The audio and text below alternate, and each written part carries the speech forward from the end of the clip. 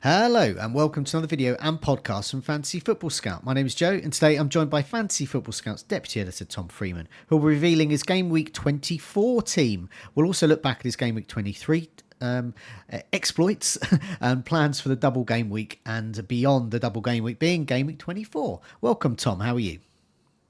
Yeah, I'm okay, thanks, Joe. Yeah, come on to my team in a bit, but yeah, had a decent game week, so looking forward to going into the double now. Villa have got a big Champions League game tomorrow night against Celtic, which I'm excited about as well. So yeah, I'm okay. Yeah, you okay? You right? Good stuff. Yeah, we both got Gakpo in, but we'll look at that in a sec. So that helped us both get nice, healthy green arrows, and we're both. Well, I'm sub 200. I'm 170k now. You're 104k. So it's you're pretty close, isn't it? I think. On Blue Sky, I always do. If my points was a year in history, wherever I am, so I'm at full. I'm basically at the start of the Spanish Inquisition, and you are well into Henry VII's reign. So that's good. So we're nearish in the we're both that side of the 15th century. There can't be many points between us, can there, Joe? I don't think. I think there's about 14, 15 or so. Yeah. It's about that. Yeah, with the same general area, which is okay. But you've got your triple capacity to play. I've already used it, stroke wasted it earlier in the season. So we'll move on to, we'll have a look at, see how you got on in Game Week 23. Just a reminder, do press that like button, does help us out. And do remember to subscribe, keep up to date with our latest videos and podcasts. Okay, let's have a look at your team in Game Week 23. I've got a picture of Gakpo there. Understandably, he was your transfer in for Pedro. Do you want to just take us through your team? Because it was a good week. You got 70 points and a nice green arrow. Yeah, so starting at the back, Sells just got the 1 point. I always thought he'd concede. It wasn't a great fixture. I've got a decision to make on him as well now. But we'll talk about that in a bit. At the back, Alexander-Arnold 5, Gabriel 7 and Hall 2. And then Salah got 16 as my captain. Palmer 2, Gordon 5, Rodgers 1. Wood 2, Isak 13. And then Gakpo with that big 16-pointer. Lots of points on the bench. 20 points on the bench. I had Semenyo, Munoz and Collins. I think that's the most I've had this season. That's nothing. Well, I've had 30 before. Have you? Yeah. So... yeah, I mean, the only close call was Wood or Semenyo to play, and that was close. But I think it was the playing Sells factor, the fact I had the Forest goalkeeper.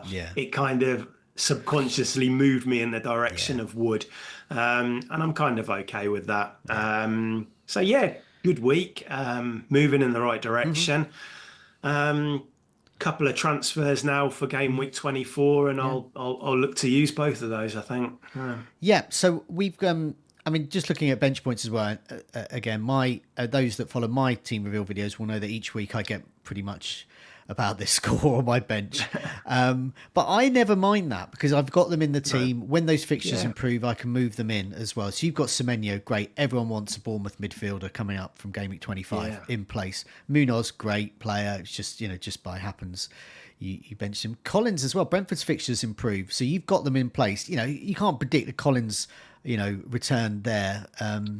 No, he won the penalty, didn't he? But he's actually, I think he's up to 5 assists for the season now, which is high for a centre-back. Very high.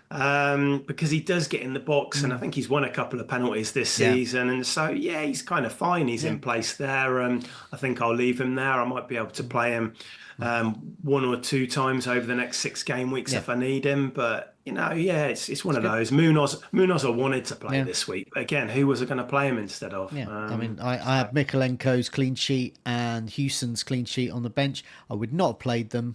No. But I'm happy to own them, and I'm happy. And chances are, Houston's definitely going to start playing more regularly for me. And it's been a great transfer in for you. I think it's great. Houston, hasn't it? Yeah. I mean, it remains to be seen whether he keeps his place, but they have not lost a game since he's been in the regular starters. So you've got Senesi to come back, but I find it hard to switch that team at the moment. The way they're playing. That applies to Kluivert as well, and his minutes look more secure, don't they? Definitely. So those who want to know a bit more about Bournemouth midfielders, I do point you in the direction of the FPL Generals team reveal video and podcast this week, we talk in a lot of detail about midfielders, and so we're also looking, and that obviously is going to flag up a lot of these Bournemouth players like Clivert there. So do have a look at that. Okay, what we're going to do, I'm just going to put a table up. It's not, well, it's a table. It's from Rate My Team at Fantasy Football Scouts members area. So a little insight into some of the best players to have. So this will help a variety of decisions. One is, do I triple captain Mo Salah or not, which we'll talk to you about. Also, which players possibly to bring in, or also a bit of confirmation bias for looking at the players that you've already got, thinking, oh, have I got the right one there? So top is Mohamed Salah. He's predicted to getting on for 14 points. These are always quite a little bit conservative, I would imagine. It depends. He's got 2 tough games. I think 14 points is a sort of a realistic benchmark. That says to me, if I had the triple captaincy left, I'd use it on that. So you have, and you'll be triple captaining Mohamed Salah. I think so. Yeah. I mean, it's not, fixtures aren't perfect away at Bournemouth, who are obviously playing very well, and then you've got a Merseyside derby, which has the potential to be quite tight and cagey. You've also got these 2 cup ties in the middle of these games. So Liverpool play Spurs in the Carabao Cup semi, and then they play Plymouth Argyle in the FA Cup. FA Cup, they're probably going to rotate, but Salah will have a game in between these 2. You've just got to hope and pray that he doesn't pick up a niggle or a knock and he's okay. But I think for me, because I've got all my chips left, I think playing it now makes sense because it frees up game week 33, game week 37, which are going to be the next doubles. I want to play assistant manager then. I probably want to bench boost then. So it makes sense, I think, to do the triple captain this week in my position. I totally agree. I would as well. So looking at the next player is Alexander Arnold. He's already in a number of teams. I think those who don't own him will want to get him, but he's not easy to get. You need to free up a bit of money, but I've got a few transfers knocking around. I've got 2 left, and I'm not going to use them this week because I've already used 1, so I had 3, and you've got a couple left, and I'm seeing that quite a lot. A lot of people would say 2 or 3 transfers. So I think Alexander Arnold is doable, and I think he's worth it. He's the second on here, getting on for nearly 9 points he's predicted to get, which is more than the next place one, which is Palmer, who's considerably more and doesn't even have a double. But Alexander Arnold, I think, is good there. He's already in your team, obviously, with this in mind, so not much to mention there. Interestingly, with Palmer, is the next place one, so he's not a double game week player. It's because he's got West Ham at home. I think with the algorithms like this, they can sometimes be a bit slow to adjust to changing form, but at the same time, what they are good at is that being slow to means that they're not easily swayed by last couple of games or something like that. So for example, Brian Mbomo, the algorithms like Rate My Team loved him even when he slumped. Remember when everyone got rid of him, and then he came back with some ridiculous haul, and then kept hauling every week and was just suddenly better. It's not too reactive, is it? No. It's looking at a lot of data and taking it into account. West Ham did look better against us at the weekend. They look better under Potter, don't they? New wing-back system, but still, it's Palmer at home. What's it saying? 7.9 points. I don't think anybody would be surprised if he scores in that game. No, even if he plays badly and gets a penalty, he'll get bonus, and there you go. There's your 7.9 easily. But what that does say is that those who perhaps thinking, oh, Palmer's blank for last couple of weeks, I'll move him on so I can afford some double game, because I would urge caution about that. I think it's too soon to lose Palmer. I think there might become a point in a few weeks' time when we consider it, but I think I wouldn't do that now. No. Next best is Alisson at Liverpool. He's predicted to get 7.5, and Gakpo's not far behind him, around 7 points as well. So you've got the same triple up as me: Gakpo, Alexander Arnold, Mo Salah. I'm delighted by having those 3. I presume you are as well. I think Liverpool, I think they concede in both of these games, and maybe they could get a clean sheet at Everton, but I think they concede in both, which was why I went for Gakpo. I think if you went for a defender, I think that Ipswich wipeout was a bit of a blow, because I thought the Ipswich game and the Wolves games at home either side, they were good fixtures for clean sheets. I've got to admit, I'm not a massive fan of Alisson as a pick. And I never really have been massively keen on him. I think I prefer if you want to go for the defensive double up, I prefer a Van Dijk or a Konate who's got a bit of set piece threat. But yeah, I'm happy with the Gakpo one. I think that he's looking pretty nailed on in that team at the moment, isn't he, with Jota out? There's been a bit of talk about his away form not being as good. But I bought him in for the Ipswich game. I bought him in for the Wolves game. I haven't seen anything in the matches which suggest he's going to do really badly away from home. It's not like he's playing a completely different role or anything. So, yeah, I'm quietly confident. I think these will be tricky games against Bournemouth and Everton, but I think Liverpool will score in them. So. Definitely. I think Everton defence is worth visiting for a variety of reasons here. So I've already got Mikalenko.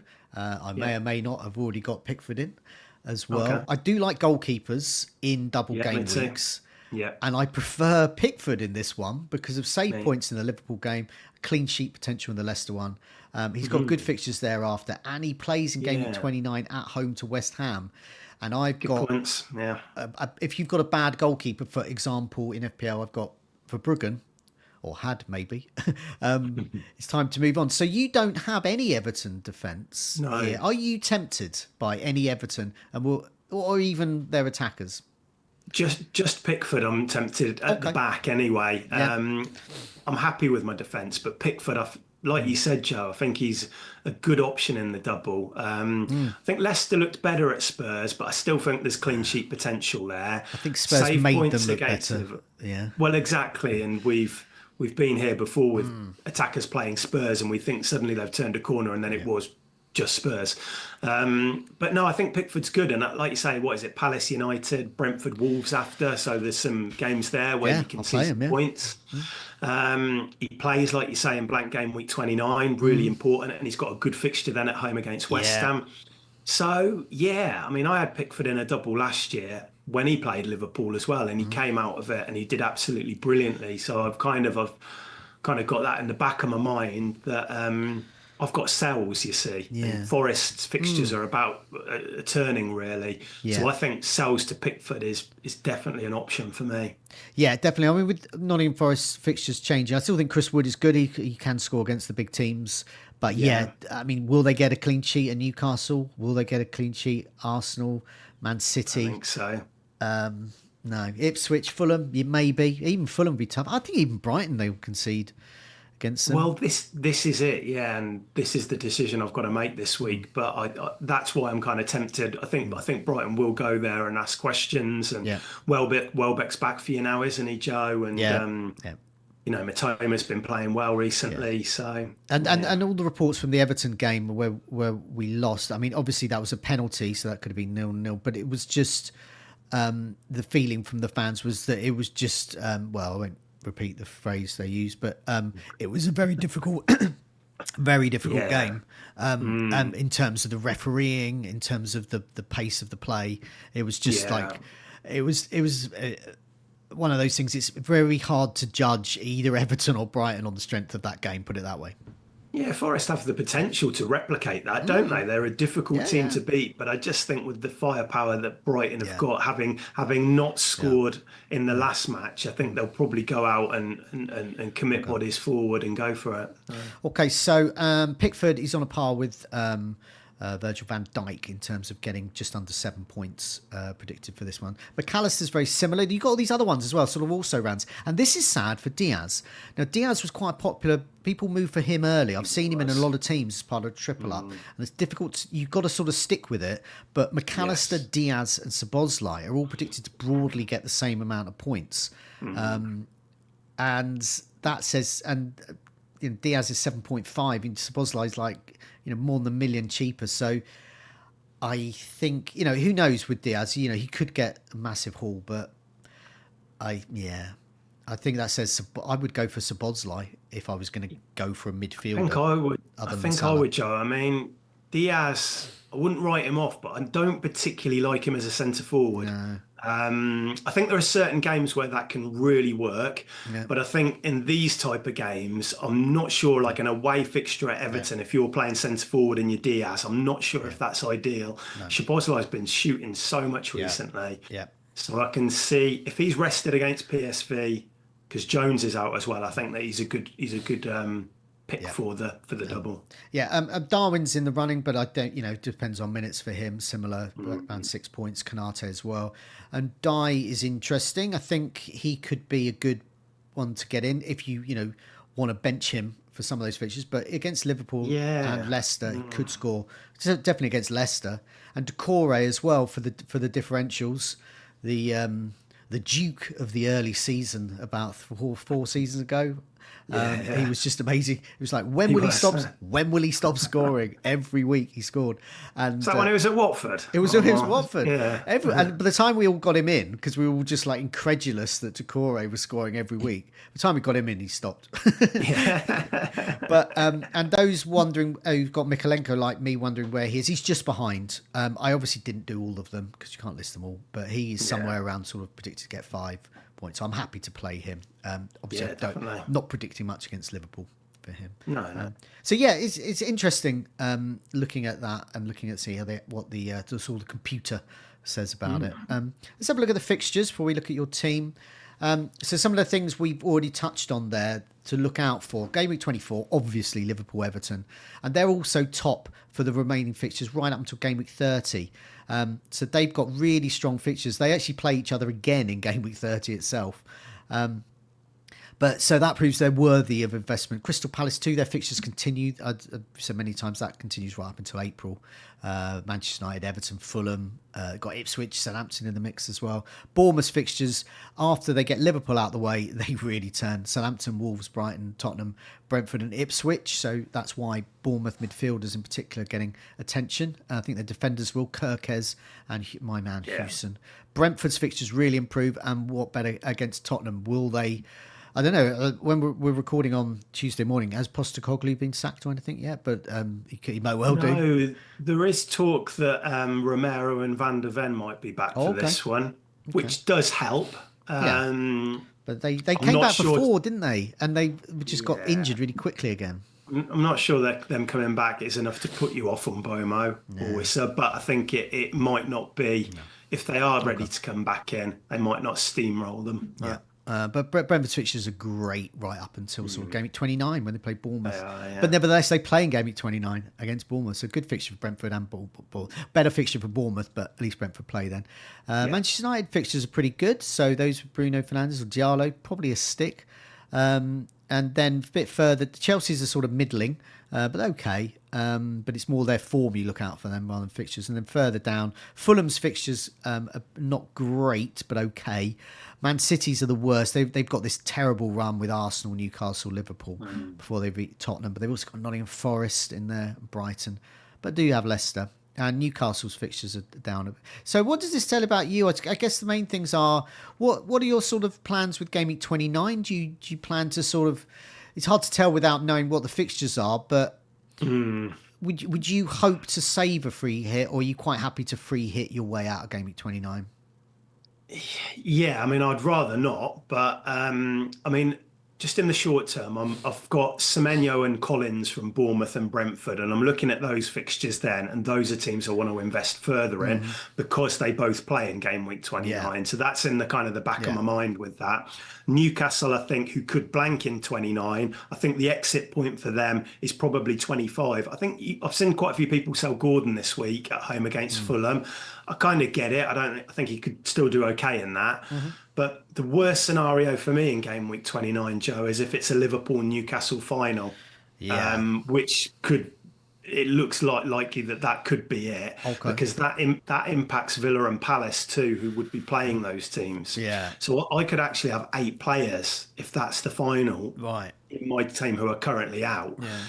So every transfer after this week would probably need to be spent, if I don't want a free hit then, moving those players on. Yeah. I think ideally it would be, the other teams would be in the final because I haven't got many Arsenal or Tottenham players or anything like that. So it just depends what happens.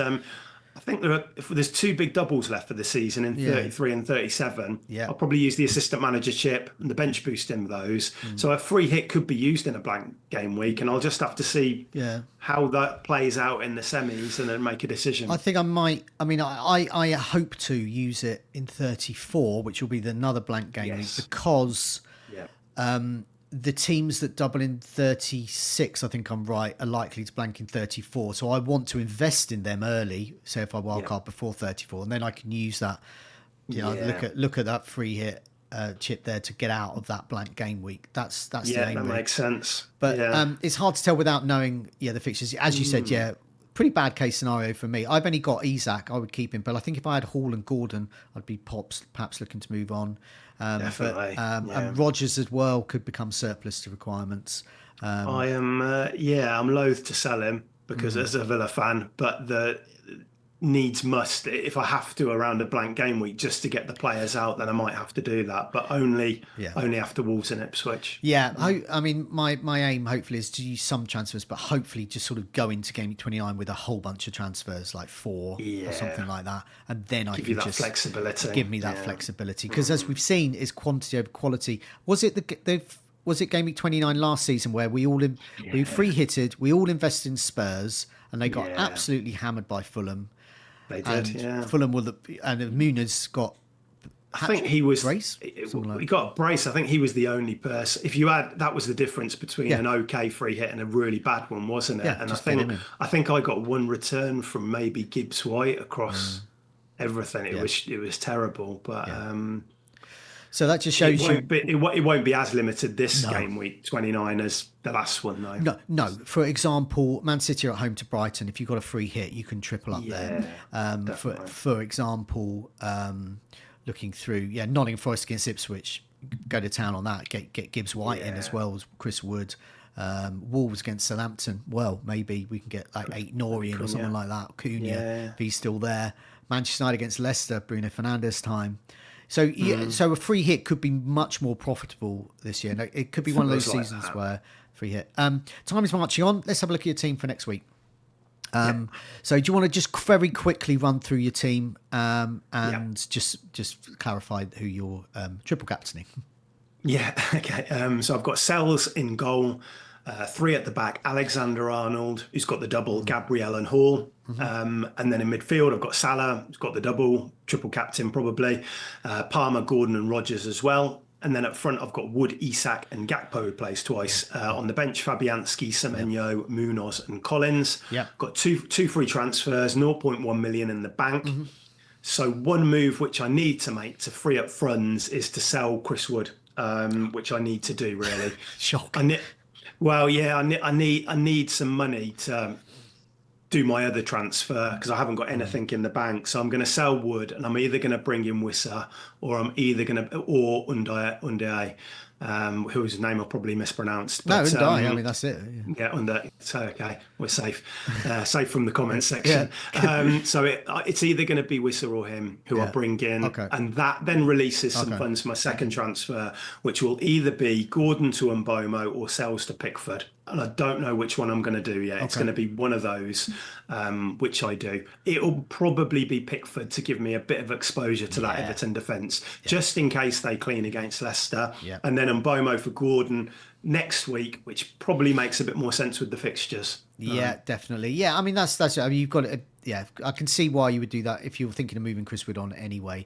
My only thing about that is because he's potentially the captain for game week 29. He's got tough fixtures leading up to that. But I do know what you mean, Joe. If you're not going to free hit, then players like Sells and Wood then maybe become a bit more appealing. Definitely. But I can see Sells to Pickford. Okay, well, good luck with your decisions. Good luck those watching and listening. Exciting first double game week of the season. We'll prepare for glory or disappointment there. So thanks a lot for watching. Good luck. Take care. See you soon, Tom. Cheers, Joe.